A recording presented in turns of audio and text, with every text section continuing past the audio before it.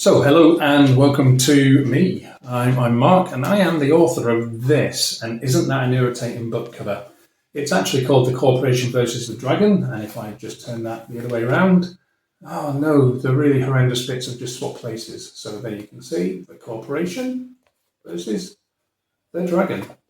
It's a cunning title, it really is. So it's a satire book, let's just call it that, and it's mostly completely and utterly made up, but it is based in its core on some real-ish sort of events.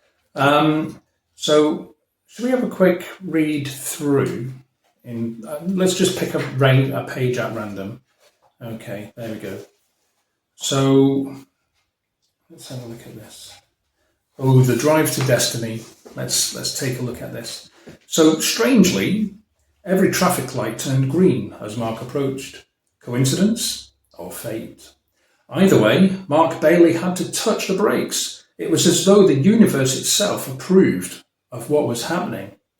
It was a smooth, effortless journey, except for the occasional loud snore emanating from the boot. God, he even snores like an idiot, Mark muttered, shaking his head. Before long, he reached his chosen destination, Belfast Zoo. A perfectly timed opportunity. Now, normally, this would be the part where an alarm goes off, a security guard spots Mark on CCTV, and the entire plan falls apart. But not tonight. Tonight, fate was feeling particularly generous. Because when Mark rolled up to the zoo gates, something strange happened. They were open. Not a single soul in sight, no security guards, no cameras turning suspiciously in his direction, just an open invitation to commit an objectively hilarious crime.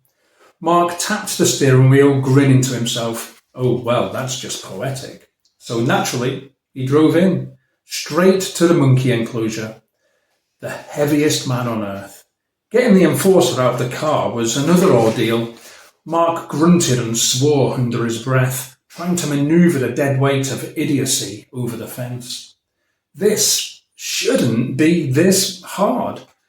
Eventually, after a heroic display of upper body strength, Mark managed to heave the enforcer over the barrier, where he landed with a thud onto a soft pile of leaves. For a moment, Mark paused, hands on his hips, admiring his work. Then he smiled. Sure, he thought. He said he likes monkeys. He dusted off his hands, taking one last look at the unconscious buffoon. The zookeepers would find him in the morning, and maybe, just maybe, the enforcer would emerge a changed man. So that's a bit of a random sample from there. I've not even got to the woodchuck.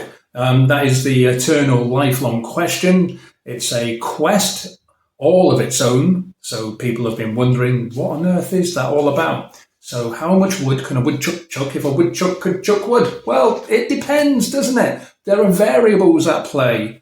For the answer, read The Corporation versus the Dragon.